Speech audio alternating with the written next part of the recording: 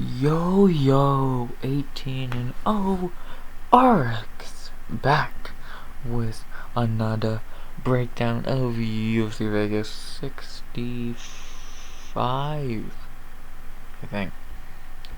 That one we're on by now, aka Shitty Apex Card 65.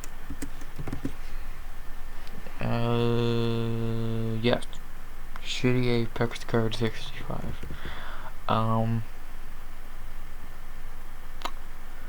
Yeah, we got another shitty Apex card. As we're coming off one, aka I'm talking about Qatar and Allen, which if you don't know, I'm gonna do a quick recap of right now, because that's what I do here. At the beginning of each breakdown, talk about last week's card. So, let's talk about last week's card real quick. Rodriguez and Weems, pretty fucking predictable. Durden and Moda. That Moda dude sucks. Why did people hype him up? Garcia and Hooper. I don't want to talk about it. Park and Holmes. Pretty predictable. The Lima and Arlovsky. Old man luck runs out. Doladze and Hawes. Why did the knockout need to happen? Should have stopped the fight when the dude's knee fucking blew out. Roundtree Jacoby. Holy robbery. That was bad. They didn't fucking hide that robbery. That was a bad robbery. Gore and Frem sucks. Cortez, Acosta, and Vandera. Yeah, this Walter dude's gonna lose when he fights someone talented. Griffin and Means almost got robbed again, but they did give it to the right guy. And then Allen and Cater, sadly Cater did go down with an injury, blew out his knee. Yeah, another main event injury. Was Allen gonna win anyway? Probably, but still would have been nice to see it happen. But I guess beggars can't be choosers. I don't know. It sucks to see. But that was last week's terrible Apex card. Here's one that's somehow fucking worse. So, before I get into this week's card, please like, comment, sub. 100 subs over the end of the year. And as always, let's talk about some fights. 12 fight card, we've lost the main event. And I think upgrade, and we've lost the main card opener. So, we still got 12 awful fights. And I take that back, we got 9 awful fights. 3 of them are good. But we start off the card with Romana Pascal versus Tamir's Tretora Vidal. Oh, and side note, I'm not gonna care much about these prelims. I probably will rush through them because they suck. Let's start with Romana Pascal. She is 0-2 in the UFC. In her debut, got almost murdered by Josie Nunes, but then came back and had a decent showing against Jocelyn Edwards, a fight I think she won. Judges did not, and now she's 0-2 on the verge of losing again. She's not very good, if we're being honest. She does really nothing well. Like, I can't really think of anything she does fucking well. She's just not good. She's 34 years old, 2 losses to weak competition, and let's be honest, just not that good. So, yeah, not much to say. She's gonna get cut after this weekend. And for Vidal, no idea who the fuck she is. 6-1. Brazilian, and probably gonna win. So I'm going the -165 favorite, and I think those are fine odds to get the win here by decision. So going Vidal by decision. Pascal is gonna get cut. This might be one of my shorter breakdowns because I don't want to talk about this card. It's bad. So After that, speaking of bad, Jake Hadley. Next up, second fight on the card, Jake White Kong Hadley versus Carlos the Cannon Candelario. Why? Jake Hadley, 0-1 in the UFC, coming off Contender Series, and not a good performance. In the UFC debut, he got 30-27 by Alan Nascimento. He looked like a fucking joke. Dana looks like a fucking idiot for signing this shit fighter. Yeah, Jake Hadley ain't good. He's pretty much, if you get him on the ground, he's just gonna lay there, and he's not good. Not good at all. Candelario, on the other hand, is 0-1 in the UFC and lost on Contender Series and got a contract because, if I remember, either of the Gray Fire people thought he got robbed. So either way, it's not a great reason to be signed. But in the UFC debut, he was clearly just cannon fodder. Can't get it. To Tatsuro Taria, even though I think he put up a better performance than people thought he would. He, of course, lost, but he has put up the best fight against Tatsuro anyone has so far. And yeah, he's not great either, but I would say he's maybe better. Two shit fighters, not very much you can say. The betting odds for this fight are wrong in the simplest way as I could put it. Jake Hadley is minus 275 to plus 225. No. This moron was, let's see, what the fuck was this dude against Al Nascimento? I think he was like minus 3. He was minus 1, no, he's a smaller figure at 210. But still, this is fucking makes no sense. Should Hadley be the favorite? No. I honestly would have this near even 110, 115 apiece as I think about it. Neither of these guys are good and have shown they're good. So why Hadley's not good?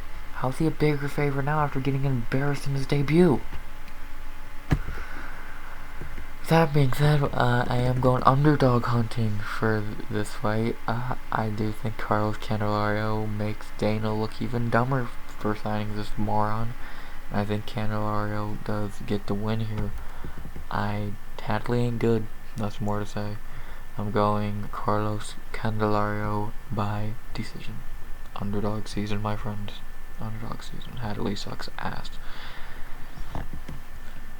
After that, good Christ, we have more great fights. I know, you think I'm lying, I am. Johnny Kid Cavenbo Munoz Jr. versus Ludovic Palmeiros Shololian. Let's talk about Johnny Munoz. He is 1-2 in the UFC. In his debut, he did lose to Nate Maness, but then he came back and had a very underwhelming performance against Jamie Simmons, a dude he probably should have beat quicker. And then Tony Gravely, a couple months ago, made him look like a fucking nobody. Munoz is okay. I don't get a lot of the hype he gets. I don't think he's a good fighter. He's passable. He's better than the 4 fighters we've talked about so far on the card, but that's saying much. He's fine. I don't think he's much to write home about. I think he loses to a lot of fighters, especially at bantamweight, and he really just has nothing great about him. I don't think. If you ask me, I don't think there's much great about him. Yeah, that's just me. Let's talk about his opponent, Ludovic Shololian. He was on Tough, the Ortega Volkanovski season, and he did lose, but man, he had easily one of the best Tough fights I can remember against Ricky Turcios. If you've not seen it, go watch that fight. It's great. Besides that, he did get an upset win again. I think the number one pick at bantamweight on the show, and then in his UFC debut on short notice, he did step in to fight Jack Shore. Obviously, that went as well as you think it would. He lost. So, yeah, not a great debut. But I remember Ludovic from the show. He was a very entertaining fighter and seemed like a fine person, but in the cage, like I said, him and Ricky tore the house down, had the fight of the season. There were moments in that fight where he literally put his hands down and took punches, badass as fuck. He does get hit a lot, which, like I just said, he put his hands down and let himself get hit, but he does take a lot of shots. Good, bad, or indifferent on that side of it. If you can take them, but certain people should not be taking them or be receiving them from people, so I don't know if him taking a lot of shots is a bad thing in this fight, because Munoz is not great, so we'll have to see, but it could be worse. The betting odds for this fight have Johnny Munoz minus 200 to plus 165. I would agree with Munoz being the favorite, but I would move him down to minus 130, 35. I think he should be the favorite. Makes sense. But I really don't think he should be minus 2. Come on now. But with that being said, I am going to go Ludovic Shalolian in another underdog. Don't get used to it. I think he can just out crazy Johnny. Johnny, I think, could have problems in this fight, and Ludovic gave Shore not a lot of problems, but he did stop a couple takedowns. I think Shore won 2 for 8 or some shit. And like I said, when you don't want to get in a war with Ludovic. It's a bad idea. So, could Johnny smart his way to victory and just wrestle him? Yes, but do I think that'll happen? Probably not. So, underdog, Ludovic Shalolian by decision. After that, fucking Christ. I'm sorry I'm not reading off the card for Bellator. I'm reading off the card for UFC Apex card. I don't want to talk about this fight. I'm not gonna for long. We have up next Jin Yu Fry versus Poliana Dama de Ferro Viana. Kill me. Not gonna waste much time on this. The betting odds are pretty much even. I'd probably have Polly minus 150. I think she should win this fight. She's the better fighter. She's fought better competition. Yeah, her last performance was odd as fuck. She literally laid on her back and got kicked a lot, and people then said she got robbed. Yeah, I don't get it either. Jin, on the other hand, lost to Kay Hansen. Don't need to say anything else. I am going Poliana Viana by...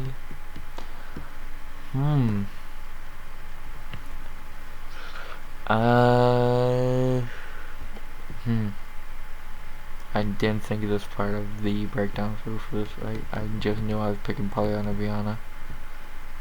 Wow,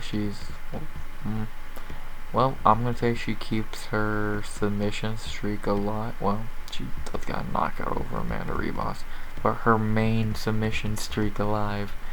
And I say Poliana Viana by submission in the second. Yeah, probably. Poliana Viana by submission in the second. Sure. Could I give a fuck? No. So, there you go. And only been red corner. It's only been blue corner season so far. Is that gonna change in this fight? Yes. Up next, another fight. Not gonna waste a lot of time on. Not because it's bad. Actually, it's one of the highlights of the prelims. we have Mario Bautista versus Benito the Golden Boy Lopez. Let's talk about Mario Bautista. Kid's really coming into his own now in the UFC on a nice 2-fight winning streak after having some ups and downs. He is 4-2 in the UFC. His losses are to Corey Sandhagen, hell of a fuck you debut, and Trevin Jones. His wins, Miles Johns and Brian Kelleher, only notable ones. Kelleher was a really impressive win. He ran through a quick submission in the first, about 2.5 minutes. Very impressive. Miles Johns, he did KO, another impressive win. And again, his 2 losses, are you really gonna get mad at losing to Corey Sandhagen? Come on. And your debut? Fuck. But Bautista's really coming to his own now. He's really good on the feet and the ground. Yeah, he's not finding great competition to show that off, but still, he's showing improvements. So he's really coming to his own now, and I think if he keeps on the streak that he's going, he could sneak his way into that like top tier of unranked guys like Adrian Yanez, Jack Shore, Kyler Phillips, Davey Grant, etc. So I think the kid's really good, and happy to see him finally putting the right pieces together. So Batista. Now to talk about Benito Lopez as much as I can. He is 2-1 in the UFC. Coming in his debut, he beat someone no one's ever fucking heard of. Then he lost to Manny Bermudez. I don't know. And then in his last fight, he beat Vince Morales. That fight was in 2019. He's not fought since 2019. It's been a long time since we saw this motherfucker. Where the fuck has he been? I don't know. But apparently he's back and ready to fight Mario Bautista after a 3-year layoff. Yeah, this is gonna go bad, ain't it? I'm gonna go Mario Bautista by knockout in the first. This motherfucker's been off for 3 years and coming back fighting Mario Bautista. How the fuck could this go wrong? Yeah, he's probably gonna get fucking hurt bad. Pretty fucking bad. So, you know, welcome back. Yeah, the betting odds for this fight have Mario minus 245 to plus 200. I would probably move him up to around 300. We've not seen this Lopez dude in 3 years, and not even when he was fighting, he's fighting low 2 dudes no one's ever heard of, and Vince Morales. Come on. Mario Bautista by knockout in the first. After that, not gonna waste much time on this fight. We had the lock of the night in this fight with Jonathan Almeida off the card. And this should be a one-sided beating. This fight should not even be fucking competitive, and I doubt it will be, because these two are so far apart in skill. It's kind of sickening. We have Miranda Fear the Maverick versus Shana the Shanimal Young. Yeah, I did not make that up. That's really your nickname. Yeah, I would be embarrassed too. Let's talk about Miranda Maverick. In the UFC, she is 4-1. She has went in her debut. She cut open Luana Jojua and got a doctor stoppage. Then she beat Jillian Robertson, Macy Barber, and Sabina Maza. She did have a hiccup versus Erin Blanchfield, but can't really get mad at losing to Erin Blanchfield. It's Erin Blanchfield. She's really good. Fighting next week. Really hyped for her fight.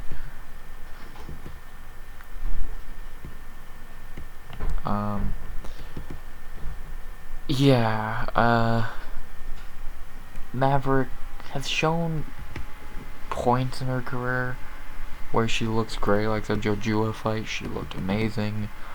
Against Mazo, she looked flawless.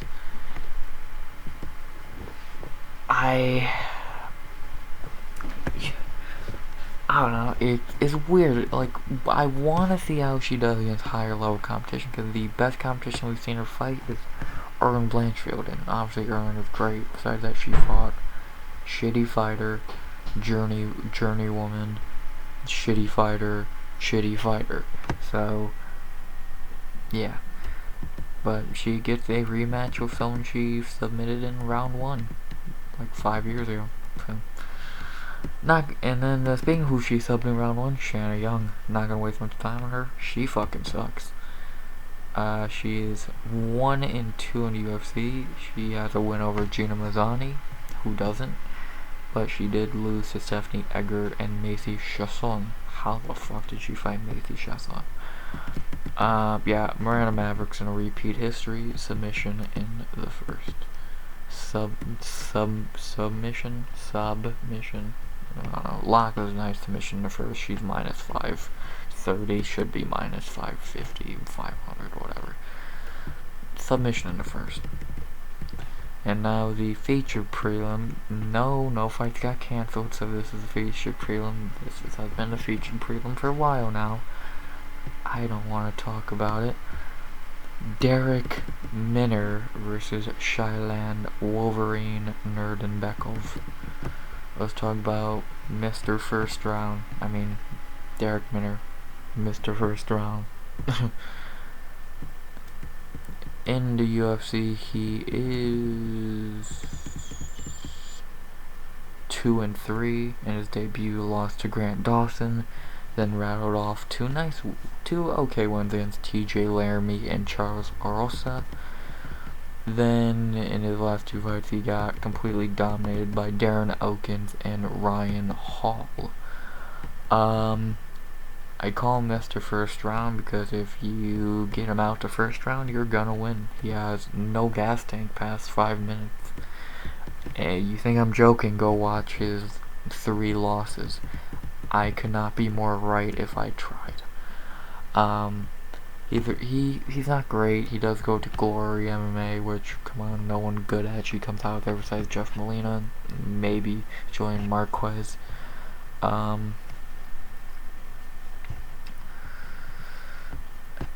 Derek Minner, man, not very good, and just survive round 1, he'll gas. Not much more I can say. He's an okay wrestler. Like, what do you really want me to say about Mr. First Round himself? Talk about his opponent, Shailan Nerdenbekov. He is 2-1 in the UFC. In his debut, did lose to Joshua Kulibau in a terrible performance, but then bounced back with a nice one against Sean Soriano and then TJ Brown. He's not bad. He's very experienced. Very, very experienced. He has a crazy big record for only being, I think he's still super young. He is 28 and his record is 37-10. Good fuck. Yeah, the kid ain't bad, but like he does not really get finishes. Like his main way of winning are decisions. Like he has got KOs and all that, but it's few and far between. His last finish win was 2020 against a dude who's 7-10. Yeah. He should win this fight, to be honest. The betting odds agree with a -205. Just survive round 1, which he probably will. He's the much bigger dude. And yeah, he should win this pretty easily. I'm going Shailan Nerdenbekov by I want to say a finish in the second or third, but he really doesn't show a finish mentality. So I'm going to go decision. Shailan by decision. Well, those were the prelims. Probably one of the worst prelims of the year. Now we move on to a fine main card. A completely fine main card. I've seen worse. I've seen better. We start off the main card with Mark, the Olympian. I guess it's just Madsen now, not even O Madsen, versus Grant KGD Dawson. Mark O'Madsen was meant to fight Dakar Close about 2 weeks ago, I believe, or a week ago, whatever. But Dakar Close pulled out. Grant Dawson steps in, and now they fight to open this card. Sorry about that. Let's talk about Mark O'Madsen. In the UFC, he is 4-0. In his debut, finished Danilo Belludorado, then beat Austin Hubbard, barely beat Clay Guida. A lot of people think that was a Guida one, and then barely beat Vince Pichel. I say barely because if these were even 4-round fights, he would get finished. Because in those later rounds, he has a very weak gas tank. He's a heavy wrestler, so of course he is gonna have a heavy gas tank, but or a bad gas tank, but yeah, he gasses bad. Against Pichel, Hubbard, and Guida, he was gassed pretty bad. So, and in this fight against a dude who has a pretty good gas tank, this is gonna be a long night for Mark Mad. He really doesn't show striking much. He can strike, just not really good at it. And he is 38 years old, by the way. Keep that in mind. So, might be why his gas tank's kind of shitty. But yeah, not much more to say about Madsen. Shitty gas tank wrestler. Talk about Grant Dawson. He fights a lot, man, and he has pretty much a simple game plan: grind on you and maybe get a finish late, because he does that quite a lot. In the UFC, he is, let's see, when Tapology soft bang a bitch, he is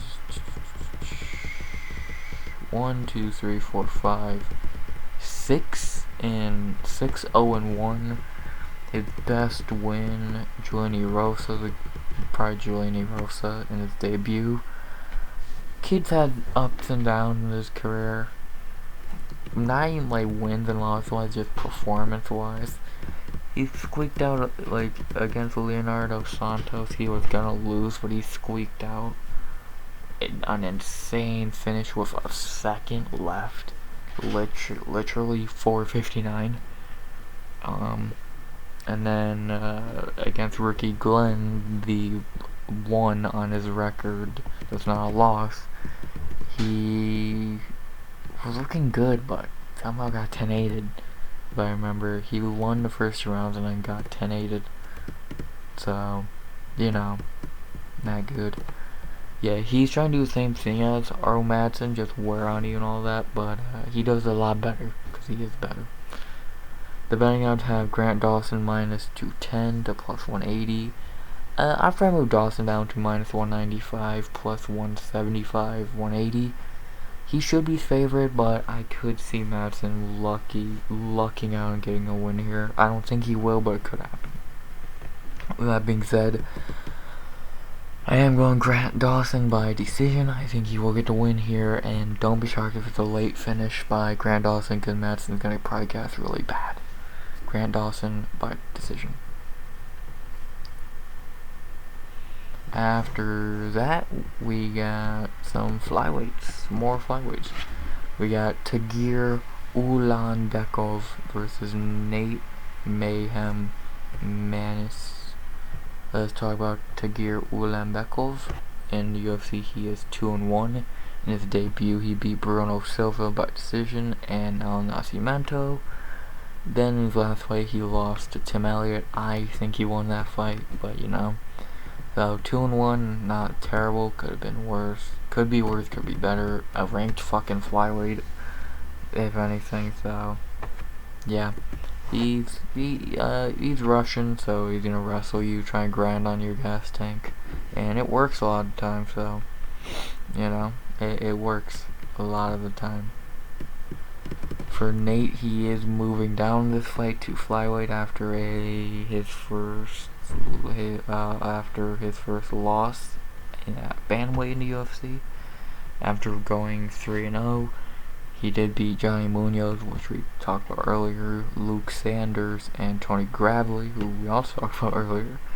But in his last fight, Umar Nurmagomedov completely crushed him for 15 minutes. It was kind of unfair. It seemed like you threw a pro in there with an unexperienced dude. That's how unfair that fight looked.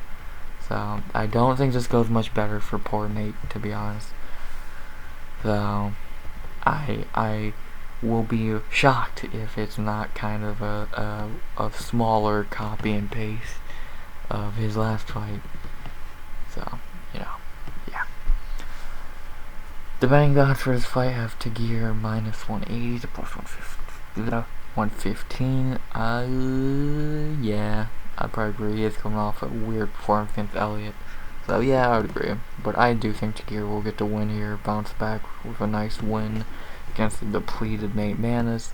And yeah, I'm going to Tagir Ulanbekov by decision. Fuck's sake, why is this fight on the main card? We get these shitty heavyweight fights every motherfucking week, I swear to God. Why?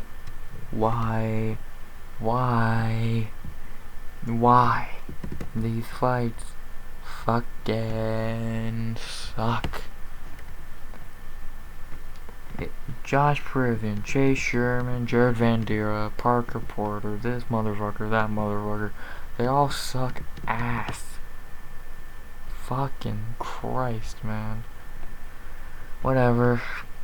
Hopefully we get a quick finish out of this. Next up on card, we got Josh Parisian versus Chase the Vanilla Gorilla Sherman. Let's talk as little as we have to about Josh fucking Parisian. In the UFC, Josh is 2-2. He has wins over Rogue Martinez and Alan Baudot, but does have losses to Parker Porter and Dontel Mays. Yeah, he's not good. He's really not good. Not much more to say. He's really shitty. Really shitty. And for Chase Sherman, he is also shitty, but I think he's a little less shitty. He did somehow get a win in his last fight. He is 4-9 in the UFC. I did not stutter. I legit said 4-9, and he somehow still has a job. He did somehow beat Jared Vandera in his last fight. It shows how shitty Jared Vandera is. Yeah. I don't give a fuck who wins this fight. The betting odds don't either. Completely even. How could you disagree? I am going Chase Sherman in this fight. Do I feel confident? No. Do I care? No. I'm going Chase Sherman by knockout in the second. Yeah, Parisian kind of fucking sucks. So, you know. Parisian. Yeah, I'm going Sherman by knockout in the second. Loser gets cut, hopefully. Can we cut both? I don't think so, sadly. Now we get to the real talent on the fucking card. The little there is, we do get a little. We get Neil Haitian Sensation Magny versus Daniel D-Rod Rodriguez. This fight was meant to happen a couple weeks ago, I think on Grasso or Ujo, but D-Rod had a staph infection, had to pull out. For his last 2 fights, you know, I don't really go in depth on the fighters because you should know them. So and of all people, do I really need to go in depth on Neil fucking Magny, the gatekeeper of 170, the not good gatekeeper of 170? Dude that's fought fucking everyone. Just in the last 5, he's fought Robbie Lawler, Michael Chiesa, Geoff Neal, Max Griffin, Shavkat. This dude fights anyone. 3 months ago he fought Shavkat, now he's fighting fucking D-Rod. What the fuck? Very lengthy, can strike, can wrestle. A really good wrestler because he is like a John Jones, very annoying, lengthy guy. He's okay. I've never saw much of Neil Magny. I know people do think he's a good fighter. He's just lengthy, man. Outside of being lengthy, he's not good. And there's been fights where he does not use his length well. So, I don't know. Well, both sides are 35. So, you know what you're getting with Neil Magny. So, some striking, some wrestling. Pretty balanced and not okay at both. For D-Rod on the other hand, how the fuck is this dude fighting already? If it is true he had a fucking staph infection like 2 weeks ago, and now he's fighting again after about a month since fighting and questionably beating the Leech. You kind of know what you're getting with D-Rod by now. Boxing. You're getting boxing. So, I like this fight. I think it's a good fight. I think it could go either way. The betting odds pretty much agree. Magny is getting to be a bigger favorite right now, but I guarantee you by fight time, it's either 115 apiece or Magny minus 125 or some shit, 130. If D-Rod was not coming off a staph infection and just fighting, I would feel a lot more confident in D-Rod. I'm still picking him, but I don't feel really confident. I think this could go really bad for him. And yeah, I am going to go D-Rod though. I think he can pull off another lucky win. So I'm going Daniel Rodriguez by decision. Don't feel very confident though. Don't feel very confident. And now for the great main event. Don't give a fuck what anyone says. This main event is 10 out of 10. Amazing main event. Marina Rodriguez versus Amanda Hina Lemos. Not gonna waste much time on this fight. 2 great new strawweights, even though they're both 30. What the fuck? The last 4 fighters on the card are 35 years old. What the fuck? I didn't notice that. That's weird. You know what you're getting with both. Marina, you're getting beautiful kickboxing. Just some of the most crisp in the fucking division. Wrestling is only question mark in her game. She's not amazing, but she's not bad. She was able to stop Mackenzie Dern, so, you know, she's great. I think she's so underrated, and she really should be fighting for the belt right now. So, hopefully this win gets her. And for Amanda Lemos, you're getting a lot of power, very powerful, decent wrestling, but really doesn't use it. And a weak gas tank. Lemos has a lot more holes in her game than Rodriguez, and I think that is going to show in this fight, being 25 minutes. I think this fight only goes one of 3 ways. The least likely is Lemos wins by a finish in the first 2 rounds. I'm not counting on that. Could it happen? Yes. Will it happen? Probably not. Second outcome, Marina finishes her late because Lemos is gassed. Could see it. I doubt it will happen because Lemos does gas badly, and the Angela Hill fight showed that perfectly. Or the third outcome, the one I am picking, Marina Rodriguez by decision. Yeah, I think she's gonna win decision. I think will be 49, 46, maybe a 10-8 in a late round, 49, 45. I just think Rodriguez will win. She's minus 210. I would, yeah, probably, because I think she has a better chance of winning, so makes sense. Rodriguez by decision. Terrible card, but the main event keeps it worth watching. So to go over my picks one last time before I throw my head in like I'm Jeffrey fucking Dahmer. Tamir's Vidal by decision. Carlos Candelario by decision. Ludovic Shalolian by decision. Poliana Viana by submission in the second. Mario Bautista by knockout in the first. Miranda Maverick, lock of the night by submission in the first. Shylan Nurdenbekoff by decision. Grant Dawson by decision. Tagir Ulanbekov by decision. Chase Sherman by knockout in the second. Daniel Rodriguez by decision. And Marina Rodriguez by decision. Yes, we have two fighters on the card with the exact same last name spell-wise, but I said Rodriguez and Rodriguez. Yeah. So that's UFC Vegas 65, Rodriguez and Lemos. Not a good card. I really could care less for anything outside of the main event. But, you know, we put ourselves through hell as fight fans. Fun. Next week we're at UFC 281. You'll hear from me. You'll hear what I think of that card. What I got next week. Same bat time, same bat channel. And, anything, like, comment, sub, 100 subs over the end of the year. And, tell me your picks down below. As always, RX. Out. Fuck Apex cards.